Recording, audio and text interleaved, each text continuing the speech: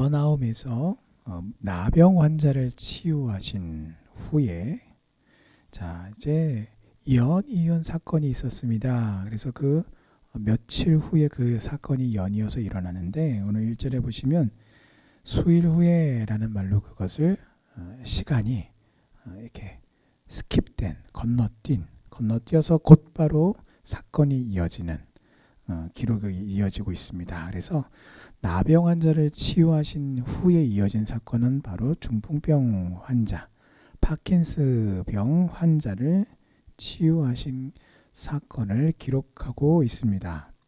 자, 1절에 보시면 예수께서 가버나움에 들어가시니 집에 계시다는 소문이 파다하게 되었습니다.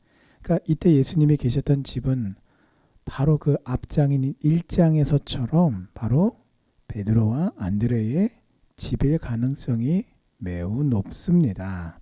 자, 중요한 것은 누구의 집이냐가 아니라 예수님이 계시다라는 소문이 삽시간에 파다하게 퍼졌다라는 것입니다. 그래서 1장에서의 어제의 말씀에서도 살펴보면 이 나병 환자를 고치셨다라는 이것을 직접 목격한 사람들이 있잖아요. 또 그것에 대한 소문이 널리 퍼졌잖아요. 그래서 그 나병 환자를 고치셨던 안식일 당일날만 해도 수많은 온 동네의 모든 사람들, 온갖 환자들과 또 귀신 들린 사람들이 그 예수님이 계셨던 그 집 앞으로 모여들어서 예수님이 그 안식일날 늦게까지도 사역을 하셨던 이유가 많은 사람들이 그 소문을 듣고 소식을 듣고 찾아왔기 때문인데, 이제 또 수일 후에 예수님이 가버나움에 오셨더니 그 예수님이 또 오셨대. 이제는 또 그 사이에 며칠 수일이 지나는 그 시간 동안 계속해서 소문이 또 퍼지고 또 퍼졌겠죠.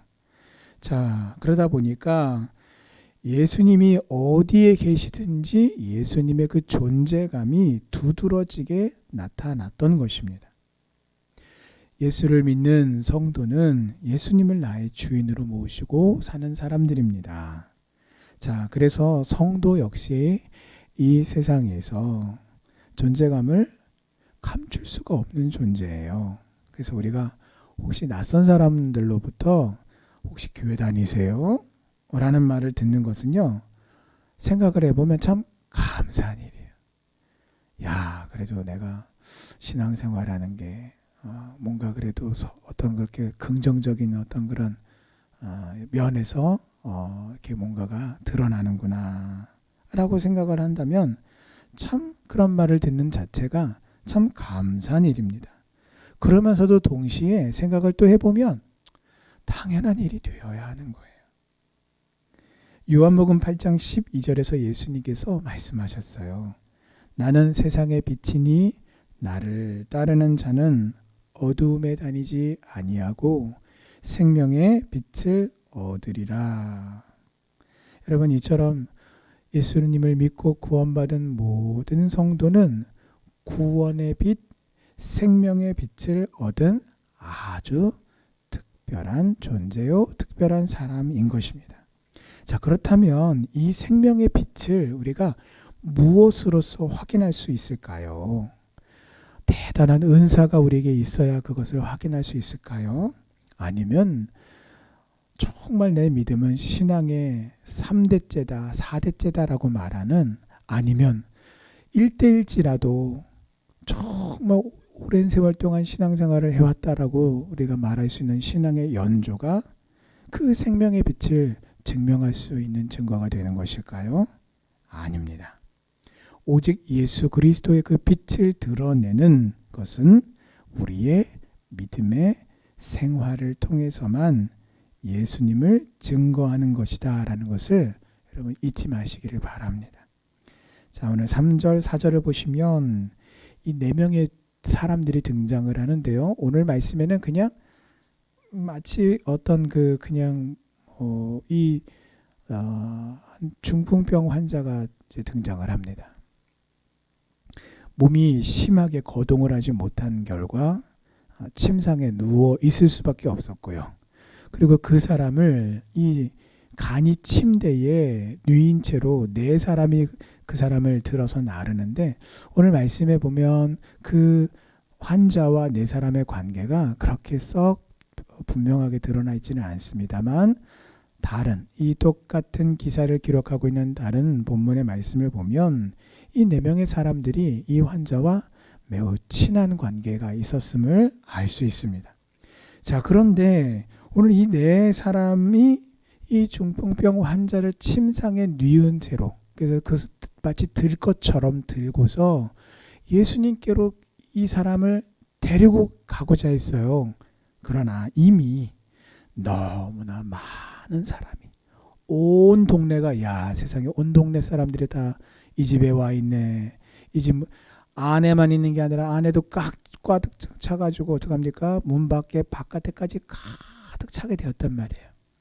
그러니 뭐가 좀 틈이 있어야 비집고 들어갈 텐데, 비집고 들어갈 틈조차 없다 보니까 도저히 예수님이 계신 그 앞으로 갈 수가 없었던 것입니다. 자, 이때 이 친구들이 어떻게 합니까? 예수님이 계셨던 그 집의 지붕을 뜯습니다. 왜냐하면 석회로 지은 흙집에다가 석회를 바른, 옛날에 우리나라도 옛날에 보면은 이 황토로 만든 그 집들이 있었잖아요. 그러다 보니까 얼마든지 물을 바르면은요, 그 벽도 뜯어내고 뭐 다 뜯어낼 수가 있었습니다. 자, 그래서 이 예수님이 계셨던 그 집의 지붕을 뜯어서 그 친구가 누운 그 침상채로 그 침상을 줄에 매달아서 밑으로 예수님 앞으로 바로 달아내려요. 마치 오늘날의 대한민국의 택배 시스템을 보는 것 같아요. 요즘엔 주문을 배달을 하면은 거의 현관 앞으로 새벽 배송도 하고 신선식품도 오고 다 그렇게 하죠. 자, 이들을 이렇게 침상을 달아내릴 정도로 구멍을 뚫었다는 얘기는요, 적당히 작은 구멍이 아니라 매우 큰 구멍을 뚫었다는 얘기고요. 이것은 남의 재산에 아주 심각한 그런 피해를 주었다라는 그런 일이기도 합니다. 자, 그런데 이 사건을 통해서, 이 놀라운 기가 막힌 이 일을 통해서 우리는 여러 가지를 확인할 수가 있습니다. 이것을 통해서 우리가 하나님께서 우리에게 주시는 교훈들을 받을 수가 있는데요. 자, 첫 번째로 한 영혼을 예수님께로 데리고 나온다라는 일이 얼마나 어려운 것인가에 대해서 우리가 오늘 이 말씀을 통해서 생각해 볼 수 있어요. 여러분, 중풍병 환자의 특성이 무엇입니까? 특히 오늘 이 말씀에 나타나는 중풍병 환자의 경우에는 상태가 매우 심각해서 자력으로는, 자신의 힘으로는, 자신의 발걸음으로는 도저히 예수님께로 나올 수가 없는 사람이었습니다. 전적으로 다른 사람의 도움을 의지해서만이 예수님께로 나올 수 있는 사람이었어요. 그래서 여러분, 복음을 전하는 일도요, 오늘 성도인 우리가 힘써야 하지만 복음을 들은 그 영혼을 주님께로 인도하는 일은요, 더 중요하다라는 거예요. 복음을 듣고 예수님을 영접한 사람, 혹은 예수님에 대해서 뭔가 더 알고자 하는 사람, 관심 있어 하는 사람, 그 교회 좀 나도 교회 좀 나가보고 싶어요 라고 뭔가 이렇게 의지를 피력하는 사람을요, 예배의 자리로, 그 주님께로 인도하는 일은요, 굉장히 중요한 것인데, 문제는 이것이 영적인 싸움이 반드시 수반이 된다라는 거예요. 그러다 보니까 영적인 방해와 또 그러다 보니까 그 영적인 방해들이 실제적인 어떤 우리의 현상과 사건으로, 방해로 많은 일들이 일어난다라는 것입니다. 많은 어려움들이 있다라는 것입니다. 그래서 여러분, 이 모든 예수님을 믿고 예수님을 영접한 사람이나 복음에 대해서 혹은 예수님에 대해서 관심을 갖고 교회에 나오고자 하는 그 사람들로 하여금요, 사람의 제자를 만드는 것이 아니라 예수님의 제자가 될 수 있도록 하는 그 일에 우리의 모든 노력을 아끼지 말아야 합니다. 또 한 가지 확인할 수 있는 것은 이 환자를 향한 내 친구들의 사랑의 힘입니다. 아이고, 여기까지 왔는데 도저히 갈 수가 없어.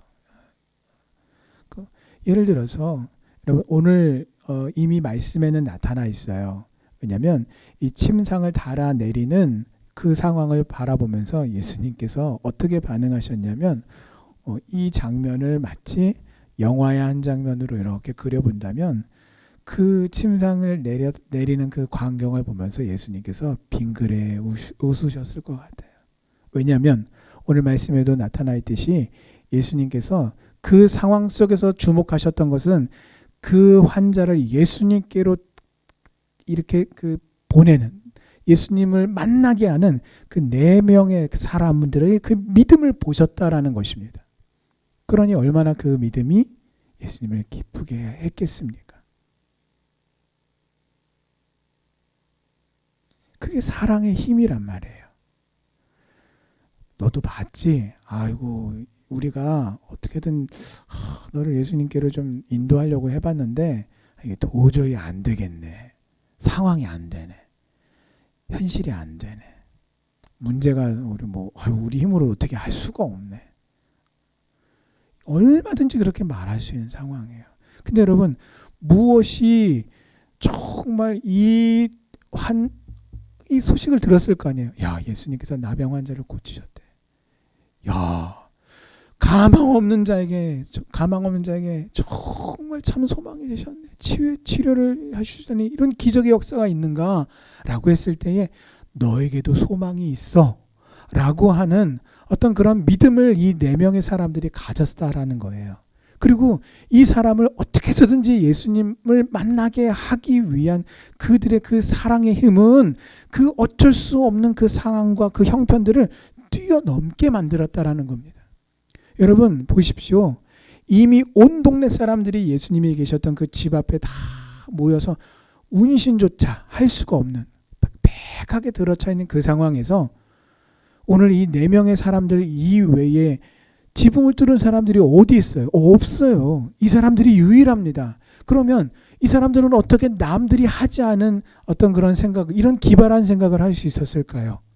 또 다른 말로 말하자면 이 사람들은 어떻게 남들이 하지 않은 이런 뭔가 불법이라고 말할 수 있는 남의 재산을 침해를 하면서 손해를 끼치면서까지도 이 사람을 어떻게 해서든지 예수님을 만나게 하고자 하는, 구원에 이루고자 하는, 치료해 주고자 하는 그런 마음을 가졌던 것일까요? 그것은 바로 사랑의 힘이에요. 자기 친구를 반드시 꼭 예수님과 만나게 해주려는 그 사랑의 마음이 결국은 지붕을 뜯게 만든 거고요. 침상째 그 친구를 예수님 앞으로 달아내리게 만드는 거예요. 그게 바로 사랑의 힘이에요. 그 어느 누구도 상상하지 못했던 방식으로 예수님과의 만남을 성사시켰습니다. 결국은 새로운 창조, 새로운 방법은요, 영혼을 향한 사랑의 마음에서 시작이 되는 거예요. 작년에 저희들이 성지순례 갔던 곳에서도 우리가 가서 직접 이렇게 현장들을 둘러보고 왔지만 우리가 거기서 무엇을 보고 왔습니까? 선교사가 세례를 베풀고자 할 때에 그 마을의 주민들이 선교사를 배척하고 못 들어오게 하자 어떻게 합니까? 이미 먼저 예수님을 영접한 그 아들이 자기의 어머니에게 예수님을 영접한 그 어머니에게 세례를 받게 하고자 그 어머니를 업고서 그 험한 길들을 걸어서 이제 바닷가로 가서 그 배 위에서 기다리고 있는 선교사님을 만나서 배 위에서 선상 세례를 베풉니다. 여러분, 모든 세례는 배 위에서 베풀어야 되는 그런 게 없단 말이에요. 원래는 그 마을에 가서 그 어머니에게 직접 세례를 베풀고자 했지만 그것이 막혔을 때에 포기하지 않았던 이유가 무엇입니까? 그 한 영혼을 향한 사랑의 힘, 예수님의 마음이 선상 세례라고 하는 새로운 방법들을 만들어내어서까지라도 그 영혼으로 하여금 예수 믿고 세례받은, 구원받은 그런 능력의 역사, 생명의 역사, 구원의 역사로 인도하고 그 구원의 역사의 자리로 이끌었던 것입니다. 여러분, 우리도 이와 같이 예수님의 마음과 같은 한 영혼을 향한 그 사랑의 마음을 우리가 품을 때에 그 사랑의 마음에서부터 그 영혼을 예수님께로 인도하는 창조적인 방법, 그 어떤 장애물과 역경에도 굴하지 않는 꾸준한 노력이 나온다라는 것을 여러분 잊지 마시기를 바랍니다. 혹시 오늘 내 안에 이처럼 예수님께로 인도하다가 지치고 포기한 영혼이 혹시 있습니까? 내 스스로 힘이 빠지고 지금 내가 그렇게 가졌던 어떤 열정들을 다 잃어버리고 나 스스로 지금 포기한 상태로, 지친 상태로, 아이고 해봤는데 안 되네, 이걸 참 어떡하나 라고 하는 그런 상태에 있지는 않습니까? 여러분, 그렇다면은 가장 먼저 우리가 해야 할 일은 한 영혼을 향한 그 사랑의 마음, 바로 예수님의 마음을 내 안에 회복시켜 달라고 여러분 그렇게 기도하시기 바랍니다.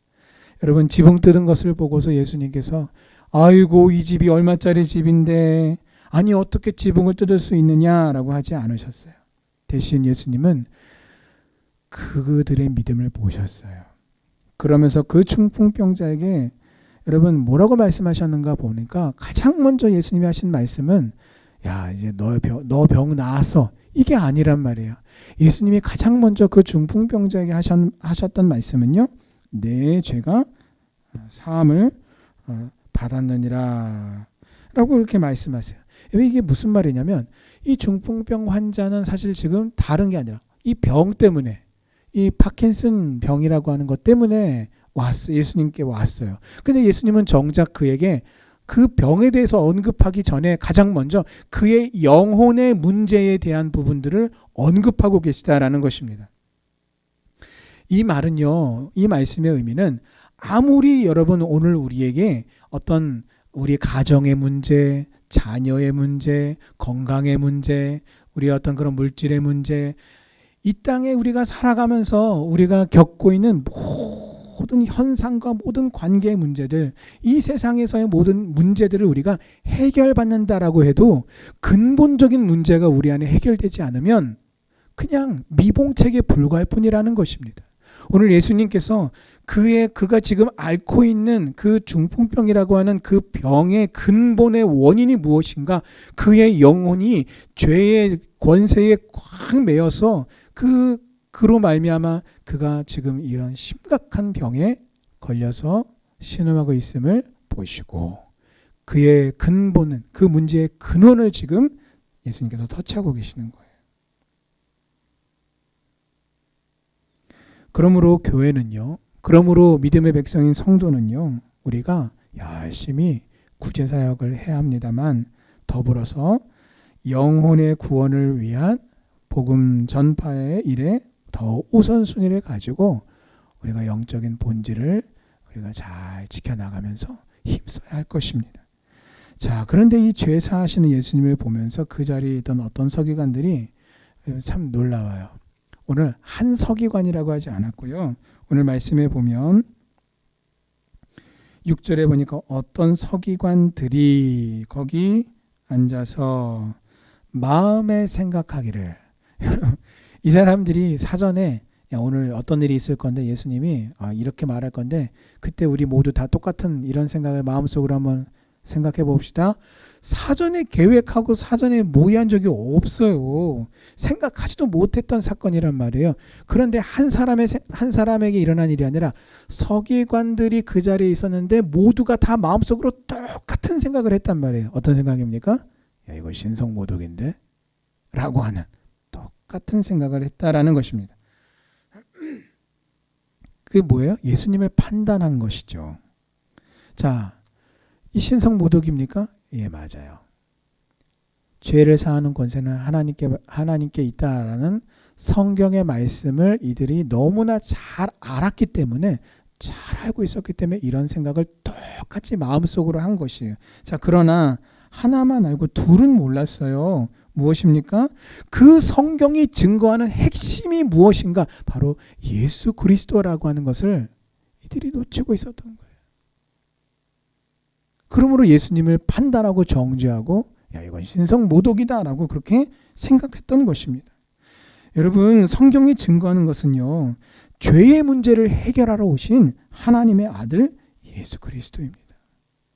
오늘도 우리는요, 이 예수님을 우리가 온전히 의지해야 합니다. 그래서 자유함과 담대함을 누리면서 모든 영적인 싸움에서 승승장구하는, 그래서 하나님을 기쁘시게 하고, 여러분 그 믿음을 보시고 기뻐하셨던 예수님처럼 그 믿음으로 하나님을 기쁘시게 하고 주님을 기쁘게 하는 우리 성도님들 되시기를 주님의 이름으로 축원합니다.